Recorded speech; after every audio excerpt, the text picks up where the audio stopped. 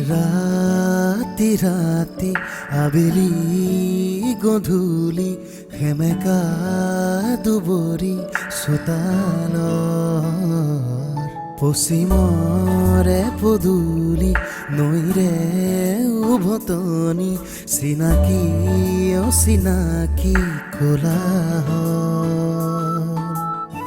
সৰগী সৰগী এটি মিঠা হাঁহি আউসীৰ চোতাল হ'বনে জোনাকী চিঙি মোহাৰি নিজৰে পৃথিৱী লাজৰে উৰণি নমাই আবতৰীয়া মৌন এধানি জীয়া কাহিনী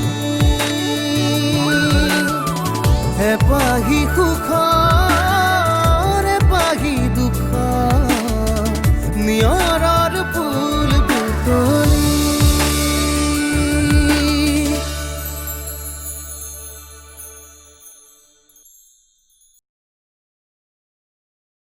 মই আৰু জেললৈ যাব নালাগে আদি কি জানে ভণ্টিৰ সকলো প্ৰমাণ গোটাই নিলে মই যে নিৰ্দোষী সেই আদালতত প্ৰমাণ হৈ যাব মই আজি বিৰাটেই সুখী তাই যি জানে সেয়াই তোমাক কৈছে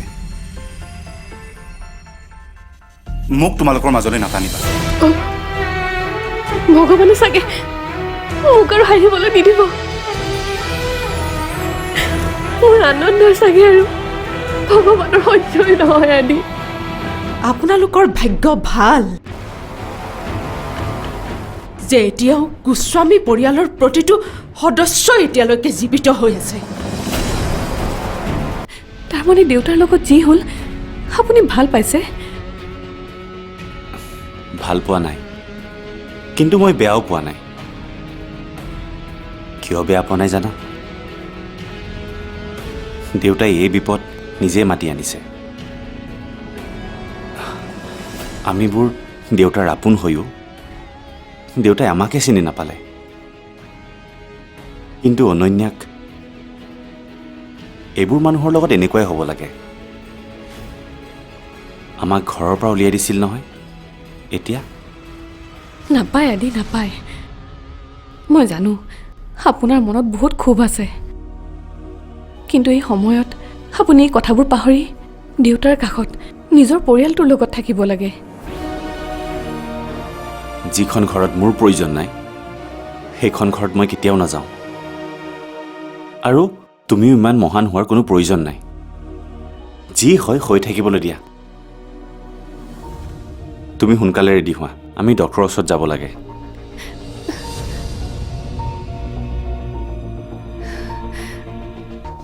ডাক্তৰৰ ওচৰলৈ পিছত গ'লে হ'ব আদি কিন্তু এইটো সময়ত আমি মাৰ কাষত থাকিব লাগিছিল এতিয়া মই আপোনাক কেনেকৈ বুজাওঁ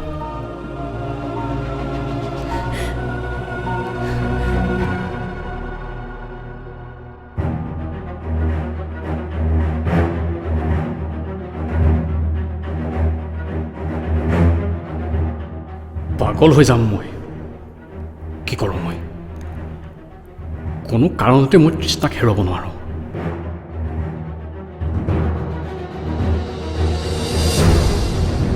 কিন্তু তাইক পাবলৈ হ'লে মই অৰুন্ধতীক ন্যায় দিব লাগিব আৰু তাইক ন্যায় দিবলৈ গ'লে মই মোৰ দেউতাৰ লগত অন্যায় কৰা হ'ব মই মুখ খোলা মানি মোৰ দেউতাৰ ফাঁচি হোৱা কি কৰোঁ মই একো ভাবি পোৱা নাই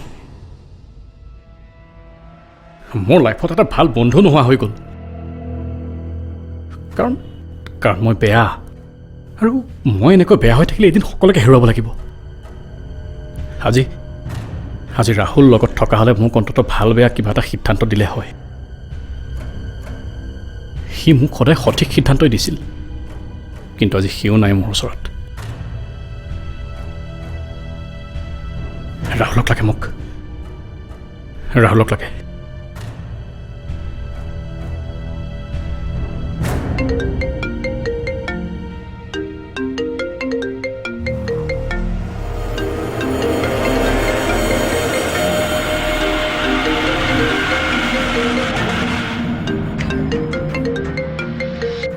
দেউতাই ফোন কৰিছে কি বা কয়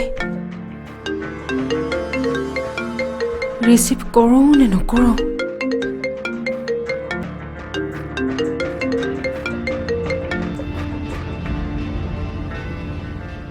হেল্ল' দেউতা নামাতিবা তুমি মোক দেউতা বুলি আৰু এইবোৰ মই কি শুনিছোঁ কি শুনিছে দেউতা কোনে কি ক'লে আপোনাক মোক কোনে একো ক'ব নালাগে আৰু তুমি মোক বুৰ্বক বুলি ভাবিছা নেকি দেউতা আপুনি কি যে কথাবোৰ কয় নহয় মই তেনেকৈ কিয় ভাবিম বাৰু হ'ব এতিয়া তুমি মোক মিঠা মিঠা কথাৰে ভুলাব নোৱাৰা মই সকলো বুজি পালোঁ তুমি এওঁক অভয়ৰ বিষয়ে কি ক'লা তুমি পাগল হৈছা নেকি মই আকৌ কিয় পাগল হ'ম নিশ্চয় মা পাগল হৈছে সেইবাবে যি টি কথাবোৰ বকি আছে মই মাক একো কোৱা নাই নহয় দেউতা ওলোটাই মায়েহে মোক যি টি কথা কৈ আছে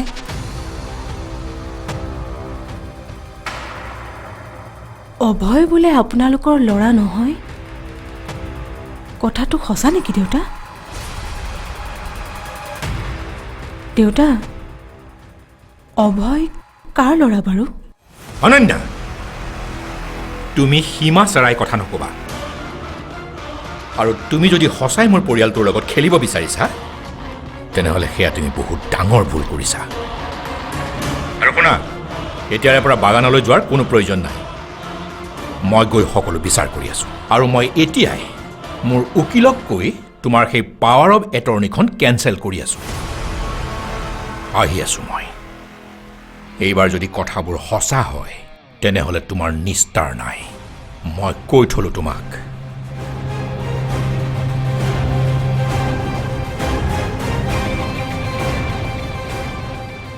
বহুত দেৰি হ'ল মিষ্টাৰ গোস্বামী বহুত দেৰি হ'ল আপুনি সঁচাই বৰ বুৰ্বক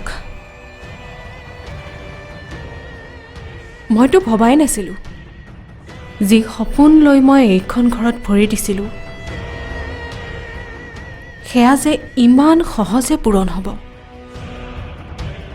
মইতো যুঁজিব লগা নহ'লেই আপুনি নিজে মোৰ হাতত সকলোবোৰ গতাই দিলে আৰু যাচি দিয়া সোণক কেনেকৈ হীৰা বনাব লাগে সেইটো মই ভালদৰে জানো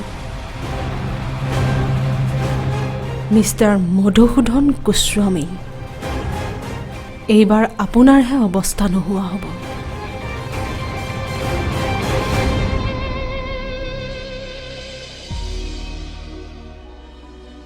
ডাক্তৰৰ কথাবোৰ শুনি মোৰ কিবা চিন্তাহে লাগি গ'ল ইমান সাৱধানে থকাৰ পিছতো প্ৰব্লেমটো কি হৈ আছে মই একেবাৰে বুজিয়ে পোৱা নাই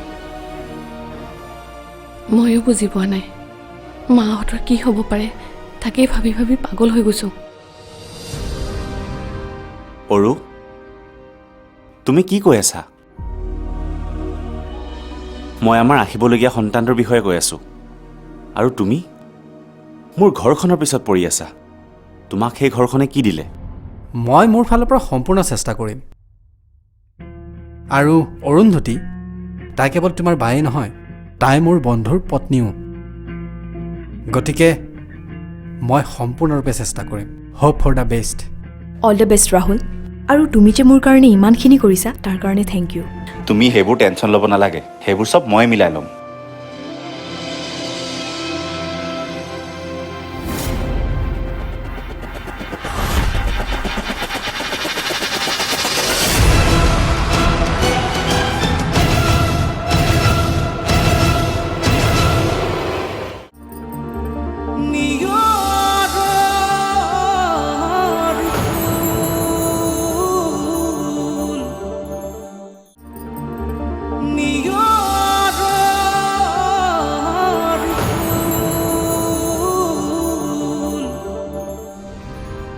অৰু তুমি কি কৈ আছা মই আমাৰ আহিবলগীয়া সন্তানটোৰ বিষয়ে কৈ আছোঁ আৰু তুমি মোৰ ঘৰখনৰ পিছত পৰি আছা তোমাক সেই ঘৰখনে কি দিলে মোক এটা নতুন জীৱন দিলে সেই ঘৰখনে আদি আৰু সেই ঘৰখনৰ বাবেই মই আপোনাক পালোঁ। বলক না এবাৰ মাৰ ওচৰলৈ গৈ আহোঁ। সেইখন ঘৰলৈ মই কেতিয়াও নাযাওঁ। আচ্ছা, তাৰমানে আপুনি এতিয়া মাৰ লগতো নাই।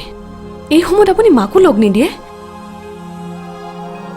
মাৰ লগত মই সদায় আছোঁ, কিন্তু এতিয়া তুমি সেইবোৰ কথা চব বাদ দিয়া। সেইবোৰ কথা চিন্তা কৰি নিজৰ শৰীৰটোক কষ্ট দিব নালাগে। তোমাক ডাক্তৰে কি ক'লে নুশুনিলা? মোৰ বাবে এতিয়া আমাৰ জীৱনটোৱেই আৰু আমাৰ আহিবলগীয়া সন্তানটোৱেই সকলো। মোৰ আপোন ঘৰটো মই হেৰুৱালোৱেই, তাক লৈ মোৰ কোনো আফচোচ নাই। যদি আমাৰ সন্তানটোৰ কিবা এটাও হয়, মই কৈ দিলোঁ তোমাক।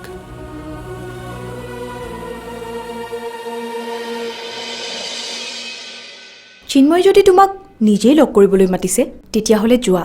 সি কি কয় ভালদৰে শুনি আহা। সি ফোনত মোক কৈছে সি হেনো বৰ বিপদত পৰিছে, সেইবাবে মোক লগ কৰিব বিচাৰিছে। ৰাহুল, এতিয়া মাত্ৰ তুমিয়েই আমাৰ ভৰসা। মইতো সকলোখিনি কৰিও নিজৰ অসাৱধানতাৰ বাবে সকলো হেৰুৱালোঁ। মোৰ বিশ্বাস আছে তুমি আমাক এই বিপদৰ পৰা উদ্ধাৰ কৰিবা। তাক এনেকুৱা পাঠ পঢ়োৱা যাতে সি বাৰ ন্যায়ত সন্মতি দিবলৈ বাধ্য হয়, আৰু মই জানো তুমি পাৰিবা। মই মোৰ ফালৰ পৰা সম্পূৰ্ণ চেষ্টা কৰিম। আৰু অৰুন্ধতী, তাই কেৱল তোমাৰ বায়েই নহয়, তাই মোৰ বন্ধুৰ পত্নীও। গতিকে মই সম্পূৰ্ণৰূপে চেষ্টা কৰিম। Hope for the best. All the best Rahul, আৰু তুমি যে মোৰ কাৰণে ইমানখিনি কৰিছা তাৰ কাৰণে থেংক ইউ। কোনোবাই নহয়তো কোনোবাই চিন্তা কৰিলেই হয়, এইবাৰ যেনিবা মই কৰিলোঁ। ব'লা আগবাঢ়ক।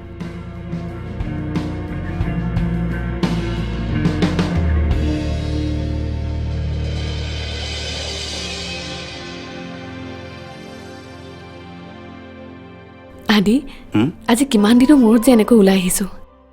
ঘৰত সোমাই সোমাই একেবাৰে আমনি লাগি গৈছিল। ওলাই আহি ভাল লাগিছেনে? এটা কাম কৰিম, এতিয়াৰ পৰা আবেলি আবেলি সদায় আমি খোজকাঢ়িম, নে কি কোৱা? হ'ব হ'ব, আপুনি কামৰ পৰা যিটো সময়ত আহে সেইটো ইভিনিং ৱাক নহয়, নাইট ৱাকহে হ'ব। তুমি সেইবোৰ টেনশ্যন ল'ব নালাগে, সেইবোৰ চব মই মিলাই ল'ম।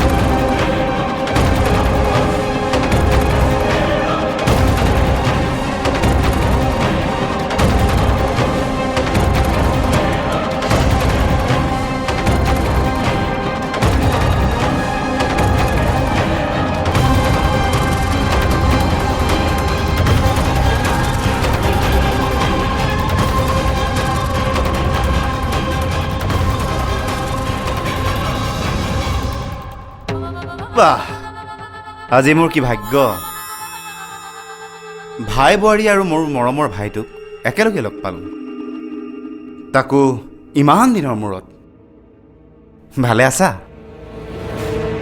অৰু, ব'লা ইয়াৰ পৰা। মোৰ ইয়াত কিবা উশাহ নোপোৱা যেন লাগিছে। অৰুন্ধতী, তুমি মোৰ বিষয়ে ইয়াৰ মনত এনে কি বিষ সোমোৱালা? মোক দেখিলে যে আজিকালি ইয়াৰ উশাহ নিশাহ বন্ধ হৈ যায়। এই আদিত্য গোস্বামী আনৰ পৰিচালনাত নচলে, কাৰণ মোৰ বিবেক বোলা বস্তু এটা আছে। তোৰ মোৰ কথাত অৰুন্ধতীক আঙুলি টোৱাতকৈ সেই আঙুলি তই তোৰ নিজৰ পত্নীক দেখাবি, তেহে যদি তোৰ ঘৰখন বাচে। নহ'লে সম্পত্তিৰ লগত তোকো এদিন তোৰ পত্নীয়ে বজাৰত বিকি পেলাব। ব'লা আৰু।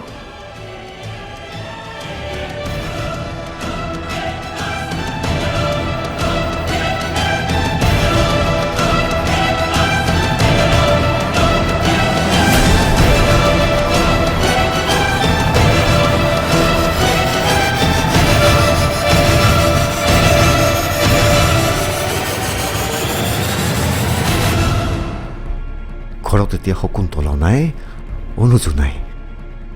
এইটোৱে ঠিক সময় ৰাতি তৃষ্ণা হোৱাৰ পিছত মই এই পৃথিৱীৰ পৰা আজীৱন গুচি যাম ক'লৈ গুচি যোৱাৰ কথা কৈছা অ' খুৰা হা ময়ো ভাল হ'ব বিচাৰোঁ সলনি হ'ব বিচাৰোঁ মই তই সলনি হ'ব পাৰিবি জানো মোৰ মতেতো নোৱাৰ কাৰণ তই সলনি হ'বলৈ ইচ্ছাই নকৰ ইচ্ছা যদি কৰও সেয়া লাভ লোকচানৰ কথা ভাবিহে কৰ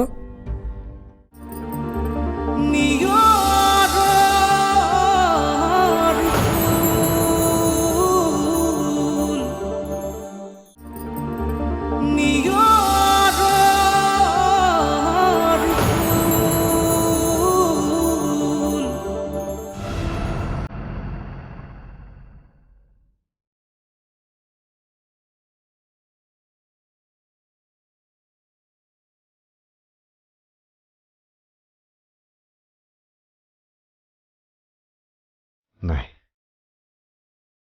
এনেকৈ আৰু মই নোৱাৰোঁ এনেকৈ জীয়াই থাকিবলৈ মই আৰু নোৱাৰোঁ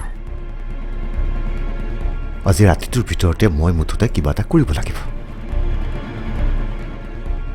ঘৰত এতিয়া শকুন্তলা নাই অনুজু নাই এইটোৱে ঠিক সময় ৰাতি তৃষ্ণা হোৱাৰ পিছত মই এই পৃথিৱীৰ পৰা আজীৱন গুচি যাম ক'লৈ গুচি যোৱাৰ কথা কৈছা অ' খুৰা হা কেনেবাকৈ গাঁৱৰ ঘৰলৈ নোযোৱাতো অনুজো নাই খুৰীও নাই এই ডাঙৰ ঘৰটোত মই অকলে অকলে থাকিব নোৱাৰো দেই ইমান ভয় নে তোৰ অঁ ভয় লাগিবতো তাৰমানে তুমি সঁচাকৈ গাঁৱৰ ঘৰলৈ যাবা ৰাম নাযাওঁ মই কলৈকো নাযাওঁ তোক এৰি মই কলৈকো নাযাওঁ কিন্তু ঈশ্বৰে যদি মোক নিবলৈ আহে তেতিয়া তই কি কৰিবি ঈশ্বৰে তোমাক ইমান সোনকালৈ নিবলৈ কিয় আহিব তুমি কিনো পাপ কৰিলা অঁ সাধাৰণ কাহটোৰ বাহিৰে তোমাৰতো আন একোৱে বেমাৰ নাই ঈশ্বৰে তোমাক লৈ যাবলৈ এয়া সাধাৰণ বেমাৰ নহয় অ' তৃষ্ণা এয়া কেঞ্চাৰ যি এবাৰ হ'লে প্ৰাণবায়ু কাঢ়ি নিলৈ শান্তি নলয় খুৰা হা কি হ'ল কি ভাবিবলৈ ল'লা কিনো ভাবিবি অ' ভাবি জানো কিবা পাৰ পাবি ৰচোন ৰাহুলে কি ক'লে ৰাহুলে